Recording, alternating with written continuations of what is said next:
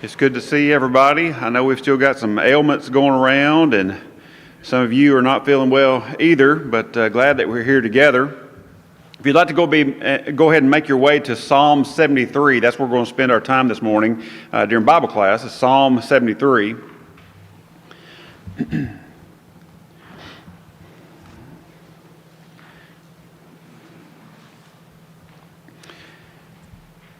When we think about the Psalms, it's considered to be a supplement to the New Testament. Not Joshua, not Isaiah, but the Psalms are a supplement. If you have just a New Testament, what usually is on the back? You have Psalms and sometimes Proverbs attached to just a New Testament. And there's a reason for that. First off, there's over 400 references to the Psalms in the New Testament. 400. There's 68 direct quotations of Psalms in the New Testament.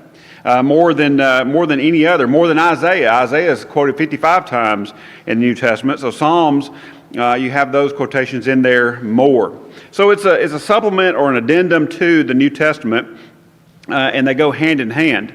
So let's just give you a little history about how the Psalms came about. They were compiled over about 10 centuries, so 1,000 years is how long that they were put together over a period of time. And we have the Bible. The Bible can be described as God talking to people as far as the rest of the Bible. But then the Psalms are different. The Psalms are people talking to God. You see the difference? So we have the instruction from God coming through the inspired writers, where the rest of the Bible is involved. But then you have the Psalms, where it's people voicing their thankfulness, gratitude, their desire for help, expressing that to God, and that's where they're different. So we can relate to the Psalms because of that. There was, when you see how they were written, they have 73 of them that are written by David. There are 10 others that also were involved in writing the Psalms, and then there are 49 Psalms that are orphaned. We don't have who wrote them through inspiration. Now let's talk about the word Psalms. And Psalm, it's derived from a Hebrew word, and that Hebrew word meant praises.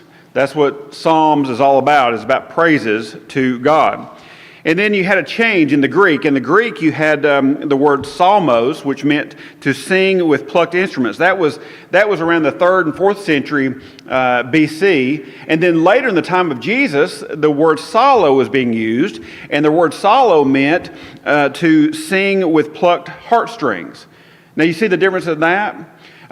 So singing with plucked instruments, and then changing to the meaning of singing with plucked heartstrings. That applies directly to us in our worship when it comes to God.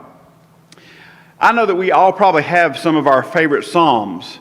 There are some that are about praise. There are some that are about trial and turmoil. But just think about the psalms going from one extreme to the other. Just like you have in Ecclesiastes chapter 3, where we see the extremes we've talked about in class before, the extremes in life, the Psalms have the exact same extremes that we have. Look at Psalm 118, for instance. Psalm 118. And we'll see these extremes that are being mentioned in Psalm 118. Verse 1. Oh, give thanks to the Lord, for he is good, for his mercy endures forever. Verse 5, I called on the Lord in distress. The Lord answered me and set me in a broad place. The Lord is on my side. I will not fear. What can man do to me? The Lord is for me among those who help me. Therefore, I shall see my desire on those who hate me. So see, what's being said here? How is that being elevated as being, here's where I was, but now look where I am with God? What's the extreme of that? It's the highest of human emotion, isn't it? Where can we see that? Where do you see in verses 1, 5, and 6, where it's the highest end of emotion? Okay, endures forever. You can even back up before that, saying that he is good. All right, what about verse 5?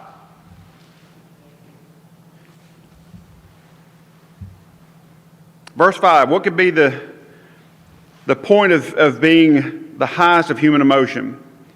Okay, in distress, so it's a low point, but what happens is calling on God, then now we see that He's there. In verse 6, the Lord is on my side. So isn't that an attitude of elation, of knowing that, hey, I'm not by myself. I can call on God and He can meet my needs. I can call on God. He can answer for me. He can be there for me. Now let's look at the difference in Psalm 88. Psalm 88. So now we've seen the highest of human emotion. Let's look at the lowest of human emotion in Psalm 88.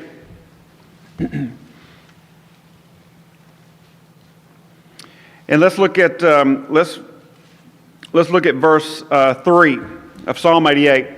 For my soul is full of troubles, and my life draws near to the grave. I am counted with those who go down to the pit. I'm like a man who has no strength, adrift among the dead, like the slain who lie in the grave, whom you remember no more, and who are cut off from your hand. Isn't that the exact opposite of God's on my side? I can call on God and He'll deliver me. And now look, saying, look, I've been removed from your hand. So it looks at when we feel good, when we're praising God, we're thankful to God for the things that we have that are good in life. And then all the way down to the bottom is like, God, have you forgotten me?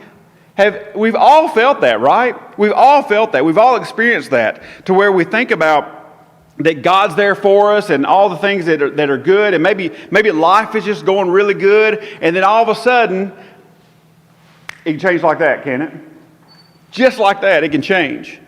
And so then we're looking where God is, asking where God is, but He's still there for us. So the Psalms do that. The highest of human emotion to the lowest of human emotion is what we can find in the Psalms. Now let's go back to Psalm 73. This is one in particular that we're going to look at today. Psalm 73. This is a psalm of Asaph, okay? So let's talk about Asaph just for a little bit. Does anybody know who Asaph is? Is he on your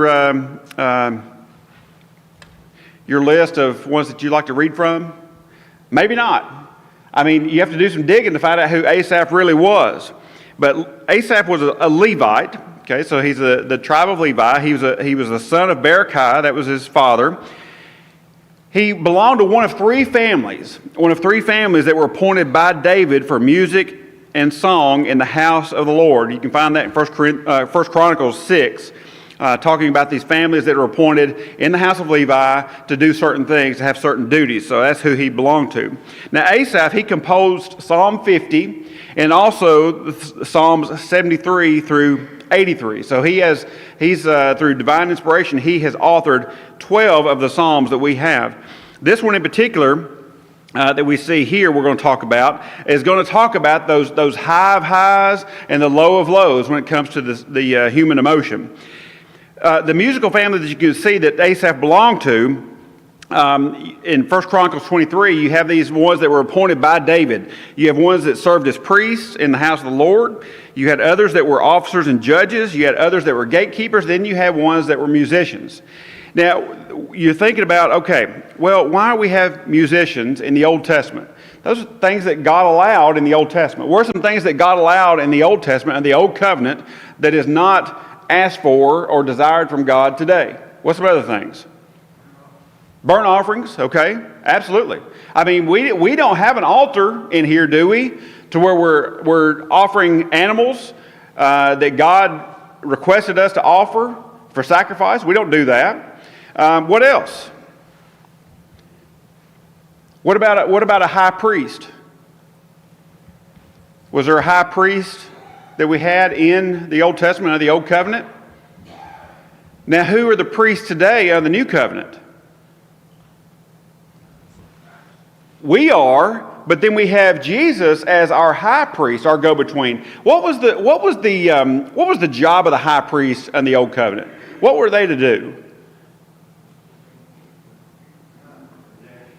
Okay, there was a connection. They were the go-between. They were kind of like the mediator. Now, they had to go through certain things. They went into the Holy of Holies. No one else went in there. They went in there on behalf of the people.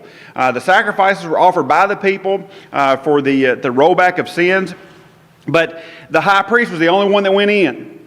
And so that high priest served as the mediator in the old covenant between us and God, or between the Israelites and God. Now who serves as our mediator with God?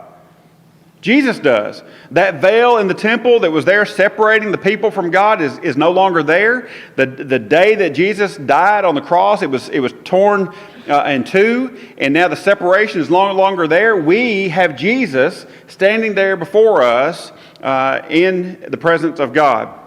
So that's the difference of the old covenant and the new covenant. So don't look and say, well, they allowed certain things. God allowed certain things to take place under the old law, and so maybe it's okay to still do those.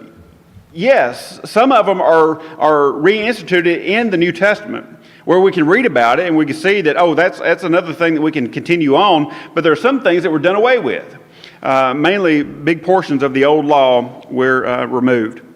So let's talk about this idea of being a musician and where it comes into play under the old covenant. The Ark of the Covenant, when you see the Ark of the Covenant, was the dwelling place of God among the people. That's the Ark of the Covenant. They're told back in Exodus how to build the thing. They're told what it's supposed to be made of. It's supposed to be gilded with gold. And then it was the presence of God, because the mercy seat that was on top, that was where God would dwell with the people. And it was a very holy article. It was very sacred. And where did that ark reside when the children of Israel were in the wilderness, and also when they went into the land of Canaan? Where did it reside? Where did worship take place? I know somebody's saying it. Tabernacle, which was a mobile temple, is what it was. And again, they had instructions on how to build the thing, but that's where it was housed. So what happened was, if you go back to 1 Samuel chapter 4, you have the sons of Eli. Eli was a judge, and he was a priest there in Shiloh. Shiloh is the dwelling place of the tabernacle, and it was there for 300 years. After the conquest began of the land of Canaan, that's where the tabernacle sat, was right there at Shiloh for 300 years. So the sons of Eli, they were wicked, and judgment was cast onto the house of Eli because of the wickedness of his sons, and he was told it was going to take place. So there was a battle that was going to happen between the Philistines and the Israelites, and it wasn't going well. They lost thousands of men on the first beginning of the battle, the first day of battle. So they kind of were like stunned of what was going on. So they went back to Shiloh, they talked among the elders, and they decided that they were going to take the Ark of the Covenant out into battle with them. Okay, the dwelling place of God. They're going to take it with them out into battle. I did a lesson about this a couple of years ago, and it was the idea of, do we use God as our good luck charm? And with this whole idea in mind we only call on God when we need Him. We don't praise God when things are good. We're not thankful to God when things are good. But when we're in dire straits and desperate, that's when we call on God. That's exactly what happened in 1 Samuel chapter 4. That they took the Ark of the Covenant out into battle. The Philistines knew when they heard the roar of the Israelites, they knew something was different, and they thought, "Oh, wait a minute, their God must be present." So they were fearful. But what happened? What happened because the evil sons of Eli, and they've taken the ark out into the battlefield? What happened? They lost thousands of more soldiers, and the Ark of the Covenant was captured. It was captured. It had already been said in 1 Samuel that God's dwelling place would end up among the enemies of the people. So that actually happened, where the Ark of the Covenant is now in the enemies of the people. So what was taking place then is it caused trouble for the Philistines. They decided they didn't need it because it was causing death and tumors and all these kind of things. And so they returned it. They were going to return it on a cart to Israel. And this cart was going to be pulled by two cows with calves. And so if you pull a cow away from a calf, a newborn calf, what is going to happen? If you get in their way, they're going to come through you to get to that calf. I had a cow walk through 4 strands of barbed wire one time to get to the other side to where I was with their calf. Now, I was trying to help. I was trying to get the calf up and on the other side of the fence. She walked through that barbed wire to get to me because I was harming. She thought I was harming her calf. So these Philistines, they took these 2 cows, put their calves up in the barn, hooked them up to a cart, and they said, okay, here's the deal. If the cart goes back to Israel, if they take the ark back, then we know it was an act of God. If they don't, if they return back their calves, then we go, well, there's nothing to it. So what did the cows do? They went straight back, and they were lowing the whole way. They were bawling the whole way, all right, because they're leaving the calves behind. But they did exactly what they were supposed to do because God was involved in it. That was against nature. That was against nature. So they wanted it to go back. And so when it got back, you had some trouble with the Israelites because of the fact that they looked into the ark and they weren't supposed to do that. They're not supposed to touch it. And so some bad things happened. So it stayed in a place called Kirjath-Jearim for 20 years. For 20 years. And then later on, when David is king, he plans to return the ark back to its rightful place, which is where? In the tabernacle. Return it back to where it belongs. In 1 Chronicles 13, verse 3, he says, let us bring the ark of our God back to us. We have not inquired at it since the days of Saul.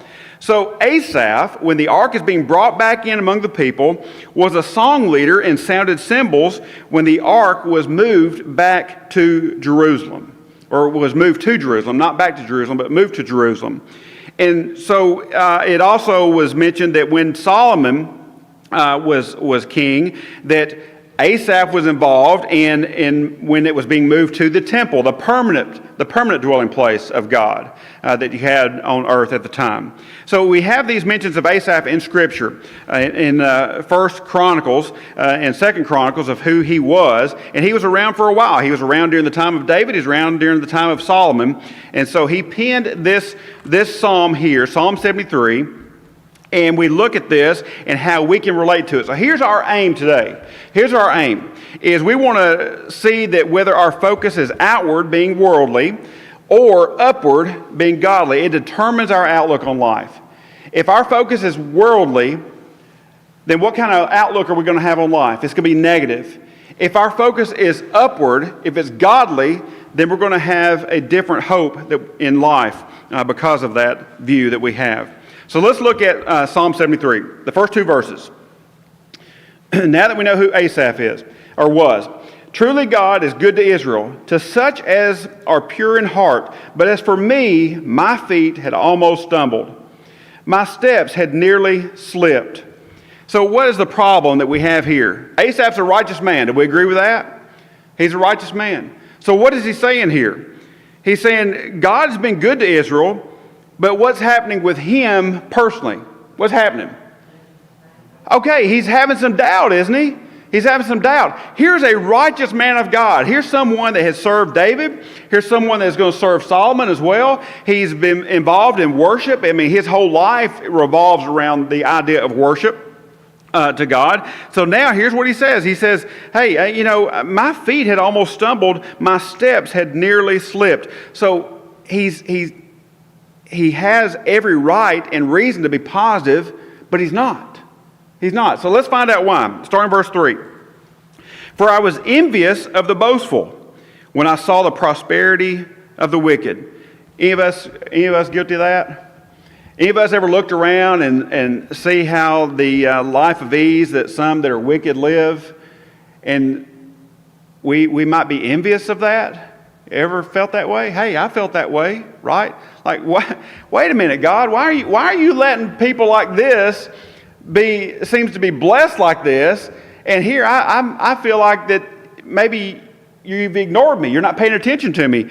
That's exactly what Asaph is saying. He's like, hey, I see that I'm envious of the boastful. I see the prosperity of the wicked. Verse 4, for there are no pangs in their death, but their strength is firm. They are not in trouble as other men, nor are they plagued like other men. Therefore pride serves as their necklace. Violence covers them like a garment. Their eyes bulge with abundance. They have more than heart could wish. They scoff and speak wickedly concerning oppression.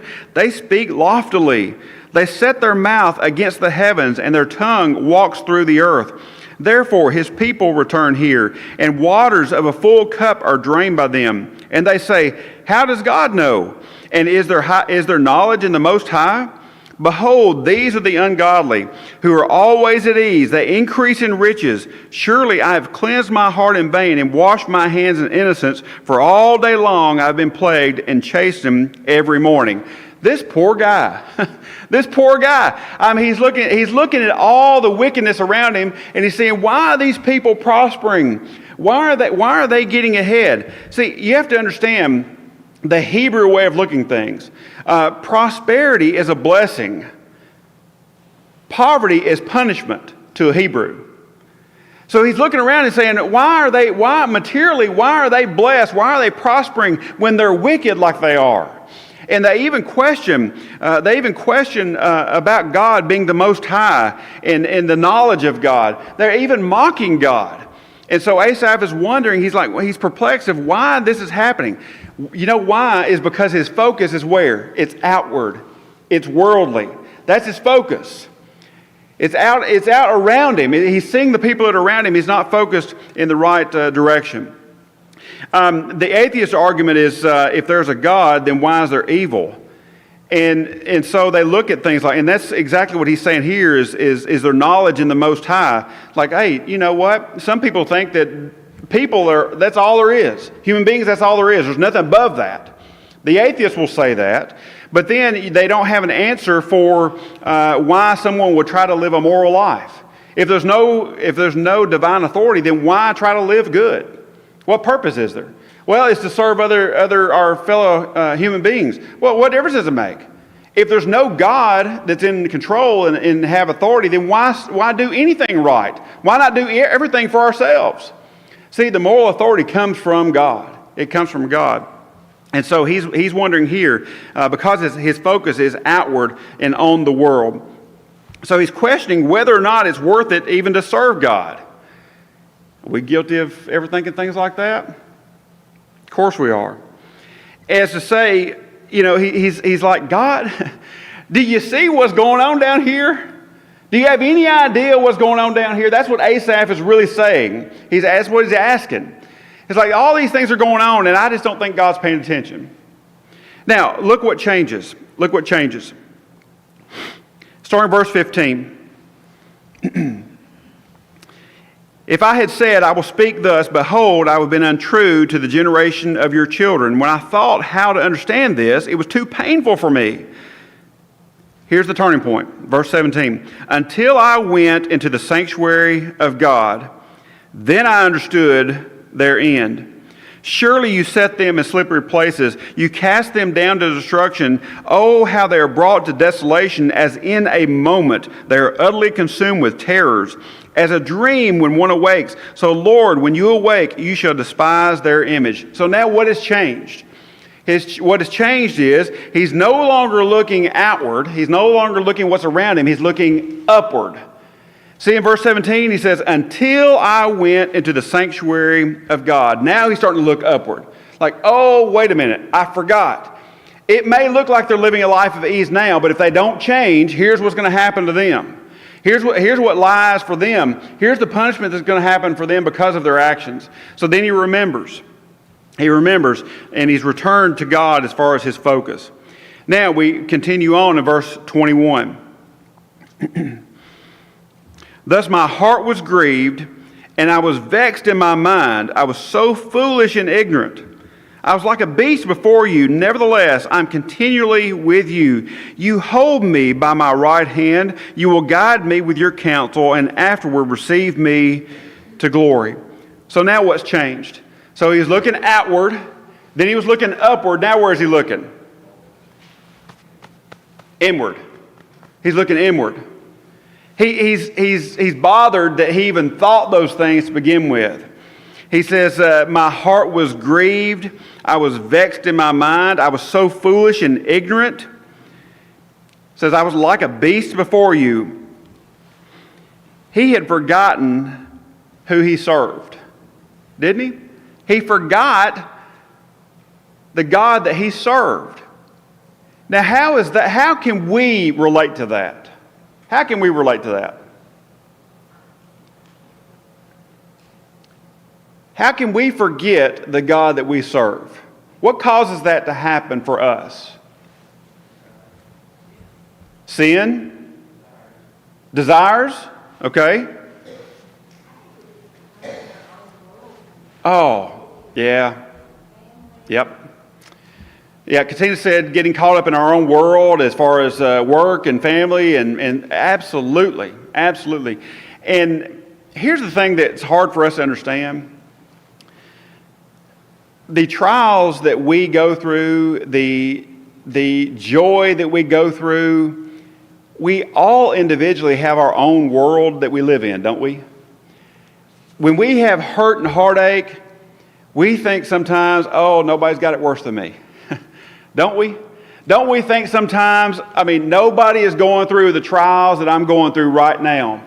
But every one of us have our own little world that's just like that. Just like that. And when we lose perspective, first off, we're not alone, but we lose perspective in thinking that, well, I need to make sure that I'm taken care of. I need to make sure that my family is seen to. I need to make sure that the things around me are in order. See, we forget about that we all have that very same desire, don't we? And because we're so focused on that desire that we have for our own selves, that self-service, which there's nothing wrong with that to a point, we forget that we serve God. We forget that we're not here by ourselves. We forget our purpose. Our purpose in life is to give God the glory. So even in trials, yes, we give God the glory. Even when things are good and we don't seem like we need God, yes, we give God the glory. More than any other time, we give God the glory when things are good, right? But what happens is, when things are good, we usually forget about God. And then we're thinking about all the things that are around us. If things are good, we're thinking about, that we're invincible. We're thinking that, hey, you know what? Things are, I got a good job, got money in the bank, health is good. We think all these things, and then, boom, things change. In a heartbeat, don't they?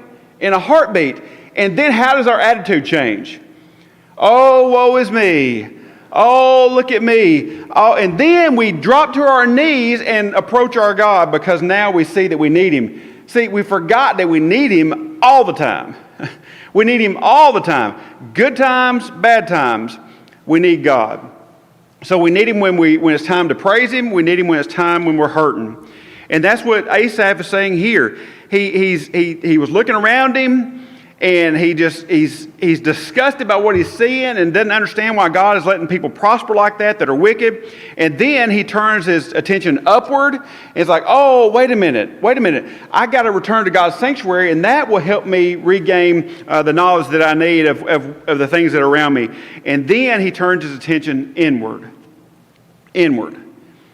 How is it that we can accept Christ? How is that possible? What has to happen for us to accept Christ?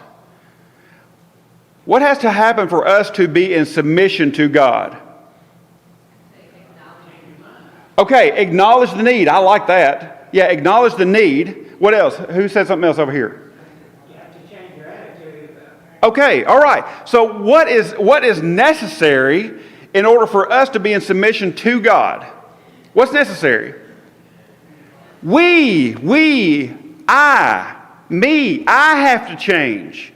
It's not that somebody changes for me or somebody prays me into Christ. Not possible. I have to change. I can only submit to God by me being willing to submit to God. Could God command us and make us obedient. Does God have that power? Sure. All behavior issues, the individual has to change it. No one else can change your behavior but you. That's right. And when you don't want to change your behavior, then, it's up to you. You make the decision. If we don't take ownership of it, it won't last. If it's imposed on us by somebody else, it won't last.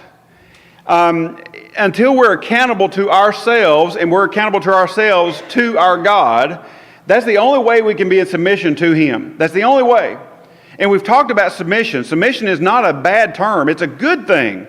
It's a good thing. It's going back, Kim, and saying, hey, I need God. I need God. I'm weak without Him. I'm lost without Him. I have to have Him. So unless we have that inward look, that inward inspection of our own soul, we're in trouble. We are in trouble. Now we can pray for each other. We can encourage each other. But until we take individual ownership of it, it doesn't mean anything. It doesn't. I've said before that there are no coattails. You can't ride coattails to heaven. It's not possible.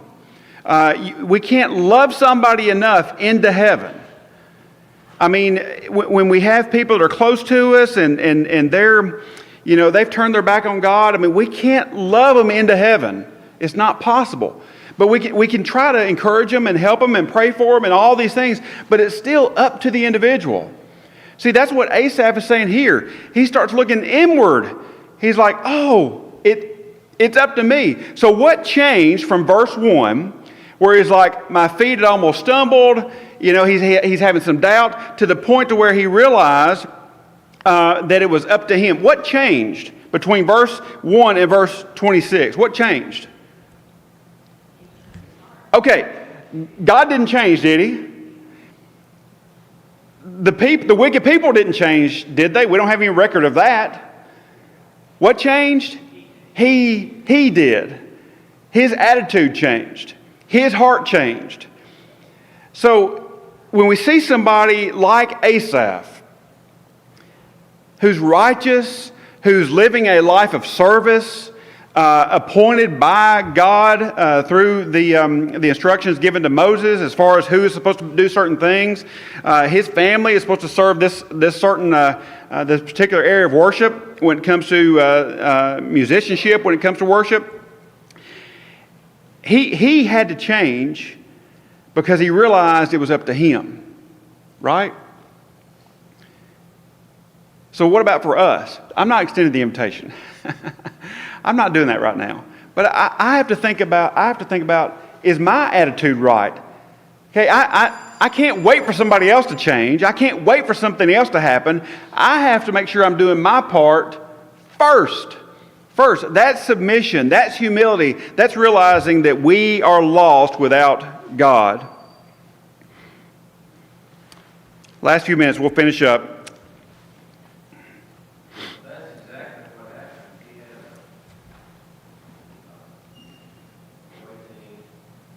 Yeah. brought reality back to God. And I don't see that it's a divine intervention on God's part. It's just Asaph saying, hey, you know what? Here's really where it's at. Here's why my attitude has to be different. Because he's not looking outwardly anymore. He started looking upward, and then he started looking inward. And then the last one, he's looking eternal. Verse 25, he says, whom have I in heaven but you? And there is none upon earth that I desire besides you. My flesh and my heart fail, but God is the strength of my heart and my portion forever. For indeed, those who are far from you shall perish. You have destroyed all those who desert you for harlotry. But it is good for me to what? Draw near to God. I have put my trust in the Lord God, that I may declare all your works. See, it's an individual responsibility that we all have. It's nothing new. It's found in righteous men like Asaph, who also failed. It's found in righteous men like David, who also failed and sinned. It's found in all people that are striving to be righteous that still fail. They realize that their only deliverance is going to come from drawing near to God. And we have to do that on our own. On our own. Again, doesn't mean we stop encouraging people, doesn't mean we stop praying for people. Nope, we continue to do that with everything that's in us. But the individual still has to do it on their own. With the right heart, with a changed heart, with a penitent heart, sorrowful for the life that has been lived. Isn't that a wonderful blessing that we have? That no matter what we've done, no matter where we've come from, no matter what experiences we've gone through, that we can draw near to God and He'll take us right back just like that. All it takes is our submission, a humble spirit, and obedience to His will. That's all it takes.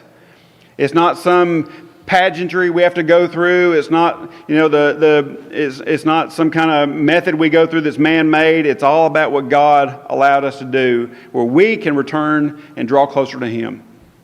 So I hope that Psalm 73 helps you like it does me, and I hope that we can get inspiration from it and strength from it, seeing that, hey, even sometimes when we're righteous, we do doubt, and we ask questions, and the focus need to be returned to God.